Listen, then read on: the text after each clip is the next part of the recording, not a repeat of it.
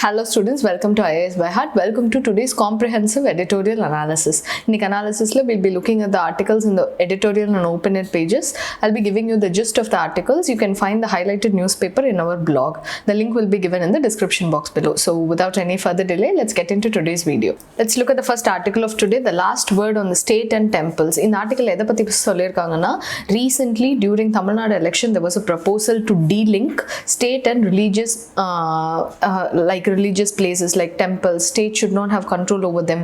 அந்த மாதிரி ஒரு கான்ட்ரோவர்சி போயிட்டு இருந்தது. அதை பற்றி தான் இந்த ஆர்டிக்கலில் டிஸ்கஸ் பண்ணுறாங்க. இதில் என்ன சொல்கிறாங்கன்னா, does the idea of government overseeing the management of religious institutions strikes as anathema to secular democratic republic. அதாவது ஒரு கவர்மெண்ட் எப்படி இருக்கணும்னா செக்யுலராக இருக்கணும், it should not favour any religion. அப்படி இருக்கும்போது ஒரு ஸ்டேட்டில் இருக்க டெம்பிள்ஸ் எல்லாம் ஒரு கவர்மெண்ட் கடியில் வருது. Is it a good proposal? இது நம்ம வந்து a view from the outside nu paathona, it is not a good idea. But the thing is, India does not have the view of it does not have the style of secularism which is celebrated in the western side. adha இந்த paragraphல சொல்லிருக்காங்க.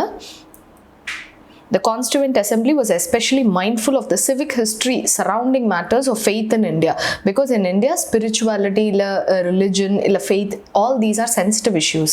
So it understood that if left unattended, religion could lead to a perpetuation of historic evils, like ivangala mattum koilkulla ponum, these people are not allowed inside the temple, and madri varum. So there should be state intervention. In the madri peculiar problems alla, it is very peculiar only to India. In the madri problems western side Americasலயோ it is not prevalent. So here the intervention of the state was necessary. அதனால தான் after a lot of debate the Constituent Assembly and our constitutional forefathers inducted this provision. So the framers were also conscious that achieving these goals meant that the government had to ensure that resources vital to the common weal were properly managed. Adanala, if temple is a public property, the role of the state is to make sure that that property is available to the public. Adula yaru vanda dominant people or dominant class illa dominant caste people ada avanga mattu use pannama paathukiradhu, it is role of the state. As they saw it, it was the state's responsibility to guarantee, for instance, that a temple dedicated for public use was in fact being put to such use.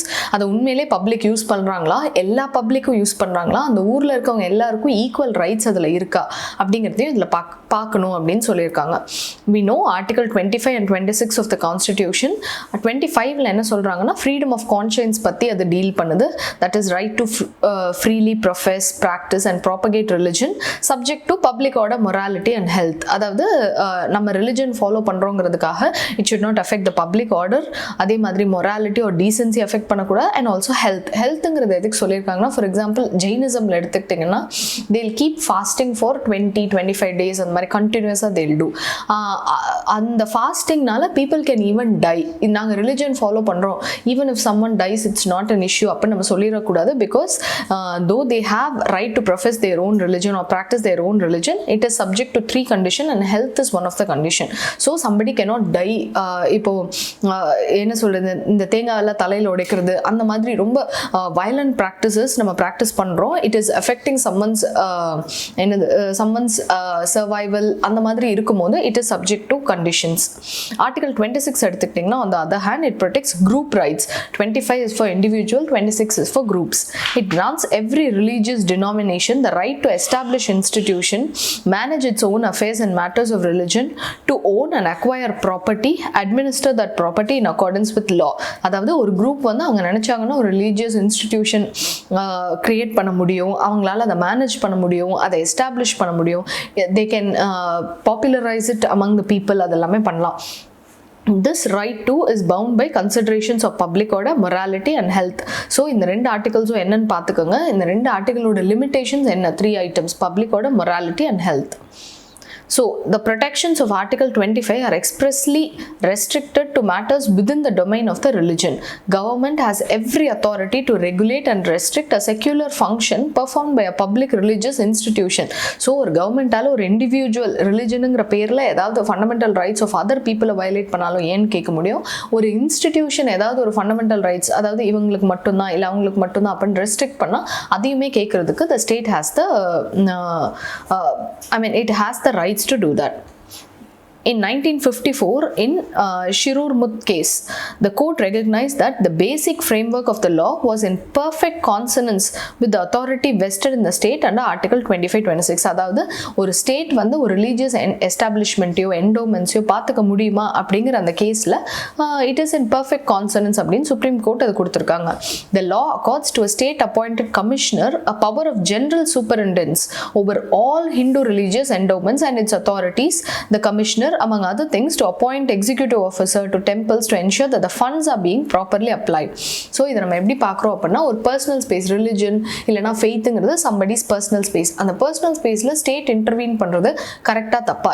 Is there any ethical dilemma in this? அந்த மாதிரி ஏதாவது ஒரு mains question வந்ததுன்னா we should take a stand that it is correct because India has very different problems compared to the other state, and the secular, the idea of secularity which we follow is totally different from the Western idea. Here we do not the state is not separated from any religion. It makes sure that all the religions are equally respected. Understand na Indian context la நம்ம எடுக்கிற stand. And the next one is the state has to intervene because there are various inequalities in the society, caste which, class which, there are dominant castes, less superior castes, and the low castes and the neriya irukku. So to ensure equality and equity among all people, the state has to intervene அப்படிங்கிற stand தான் as aspirants we have to take. The consequences of such action will be precisely what the Constituent Assembly strived to avoid, அதாவது reassertion of social power by dominant groups. So in the article, the author of the article, what he says is, yes, the intervention of the state is correct because நம்ம constitutional forefathers aim பண்ணதே dominant by few groups இருக்கக்கூடாது. அந்த dominant groups மட்டுமே what is going to happen, funds எப்படி handle பண்ணுறது அதெல்லாம் அவங்க மட்டுமே பாத்திரக்கூடாதுங்கிறது தான் இந்த எய்மாக இருந்தது. We should understand this and make sure it is not happening.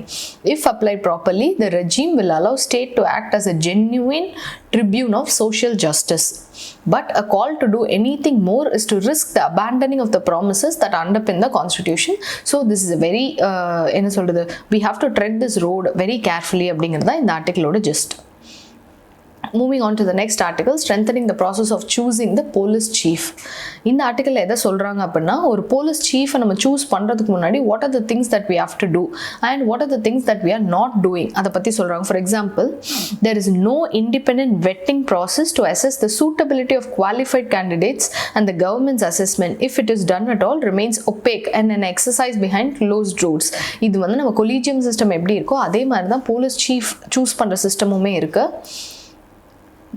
The first is the need to shift the responsibility of appointment and removal from the government alone to bipartisan independent oversight body of which the government is one part. So and the police officers say illa government இத appoint பண்ணாம there should be few people like leader of opposition இருக்கணும், the people who are other than that அவங்க எல்லாருமே இதில் participate பண்ணணும். Establishing a state level oversight body with a specified role in the appointment and removal of police chiefs was first suggested because ultimately these people are responsible for law and order condition in a state. அப்படி இருக்கும்போது இவங்களை appoint பண்ணுற process ஒப்பேக்கா இருக்கக்கூடாது. It should be very transparent.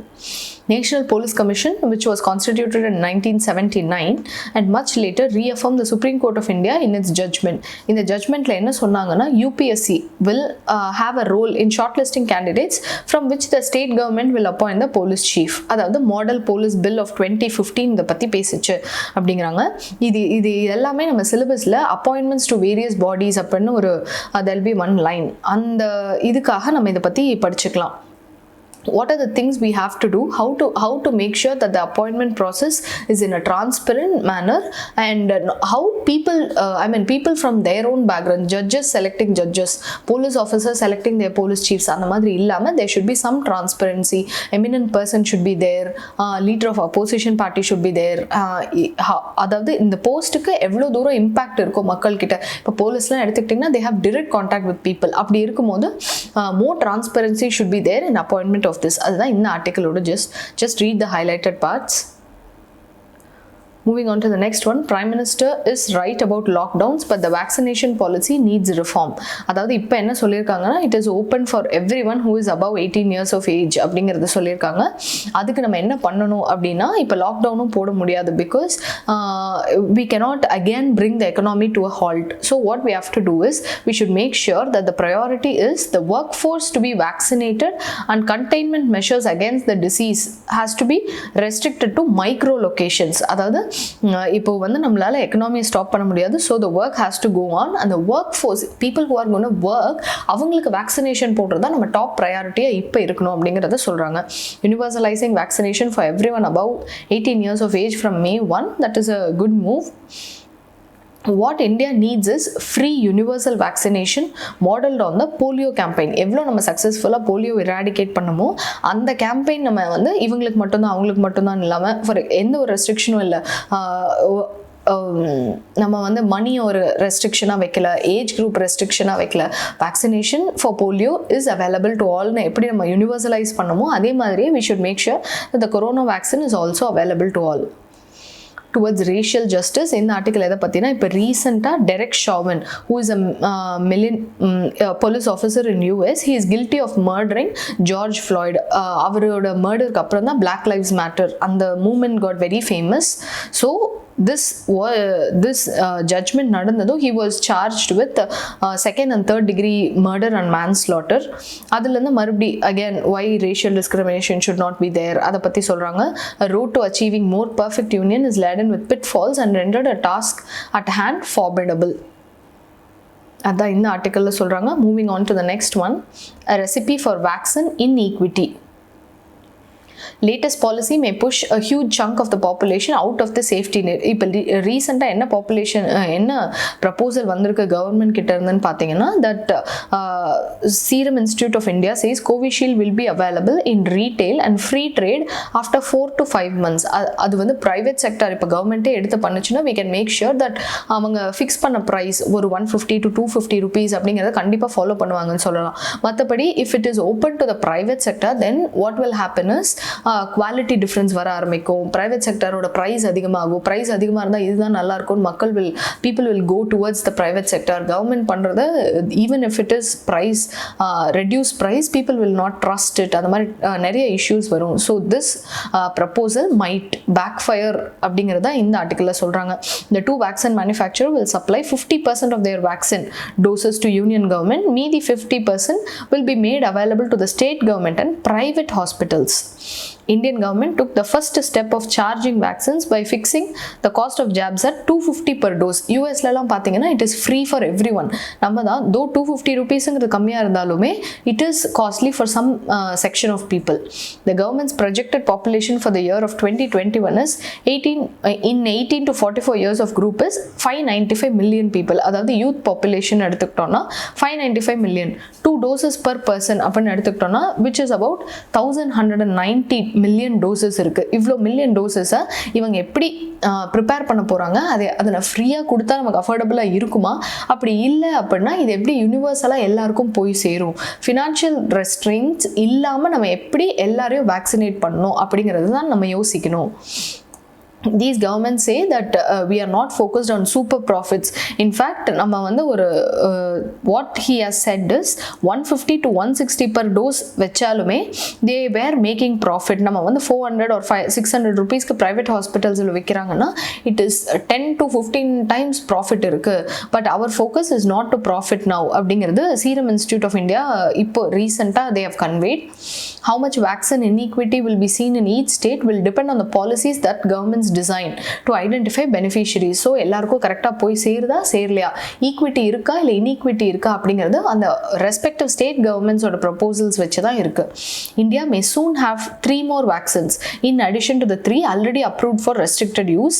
The rich can then avail the best vaccines in the open market. அதாவது எந்த வேக்சினுக்கு இப்போ 97% 98% வந்து efficacy இருக்கோ அந்த வேக்சின்ஸ் வந்து people who have money can buy it. For example, இப்போ ரெம்டெசிவிர்லாம் எடுத்துக்கிட்டிங்கன்னா the price prices have become skyrocketing. அப்படி இருக்கும்போது people only who has money power, who have influence, அவங்கெல்லாம் மட்டும்தான் யூஸ் பண்ண முடியும். So even life or death மேட்டரில் கூட there is no equity, people are not treated equally by the government அப்படிங்கும் போது it is a cause for concern.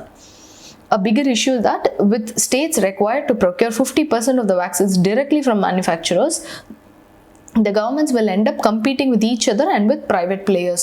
So இவங்களுக்குள்ள அந்த காம்படிஷன் அதிகமாகும், ஸ்டேட் கவர்மெண்ட்ஸ்குள்ள காம்படிஷன் அதிகமாகும், ப்ரைவேட் பிளேயர்ஸ்குள்ள காம்படிஷன் அதிகமாகும், who is giving more, அந்த மாதிரி ஒரு ப்ராப்ளம் வரதுக்கு சான்சஸ் இருக்கு. So that's all about that article. Data is the new global order.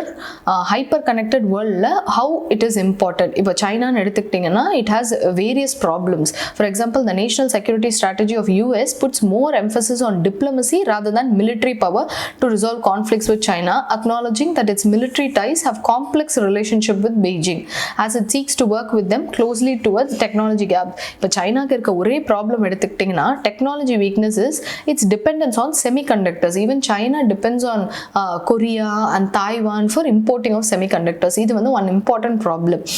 And its powerlessness against US sanctions on banks, 5G, cloud computing, etc. So what they are trying to do is dominate the world. இப்போ எப்படி US வந்து ஒரு super பவராக இருக்கோ அந்த மாதிரி the power capital has to shift towards Asia, especially towards Chinaங்கிறது அவங்க பார்க்குறாங்க. But China's digital technology led capitalism.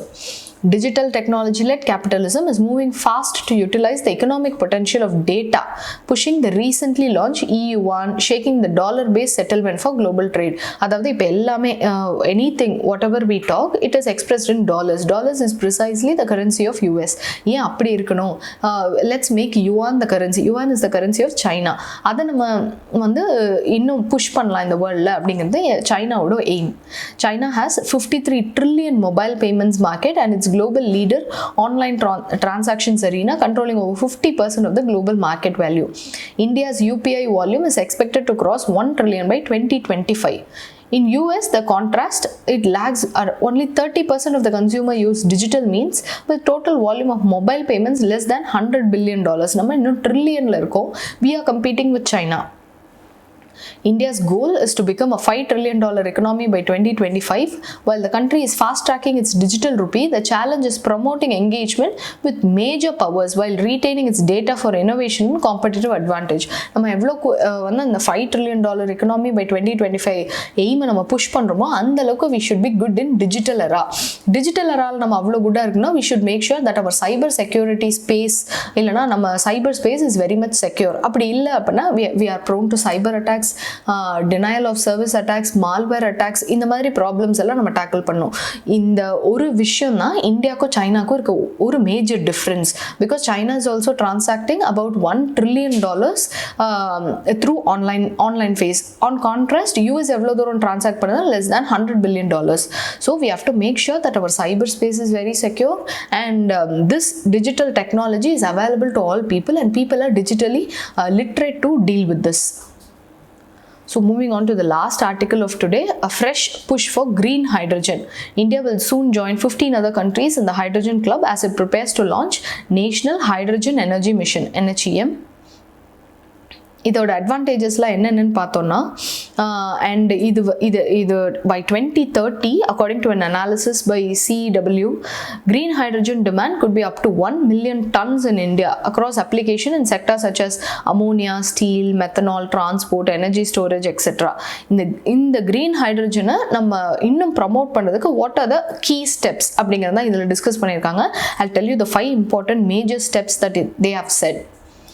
First, decentralized hydrogen production must be promoted through open access of renewable power to electrolyzer. Electrolyzer na it is an instrument which splits hydrogen and oxygen using electricity. So idu decentralize பண்ணனும். இவங்கலாம் மட்டும் தான் பண்ணனும், அவங்கலாம் மட்டும் தான் பண்ணனும் பண்ணாம we should make sure that it is available to everyone. Private sectors ஓட participation இருக்கு, அந்த மாதிரி எல்லாம் பார்க்கணும். Second, we need mechanisms to ensure access to round the clock renewable power for decentralized hydrogen production. So since this works on electricity, we should make sure that round the clock power, நம்மளோட power shortages இல்ல அந்த problems which we face in the power sector, அதெல்லாம் நம்ம rectify பண்ணாதான் this idea could become a reality. Third one, we must take steps to blend green hydrogen in existing processes, especially in industrial sector. அது வந்து இப்போ நம்ம எப்படி அதை மாத்திட்டு இருக்கோம், அதுக்கேற்ற மாதிரி மெஷின்ஸ், அதுக்கேற்ற மாதிரி மேனுஃபேக்சரிங் ப்ராசஸ், இது எல்லாத்தையுமே நம்ம அப்டேட் பண்ணணும்.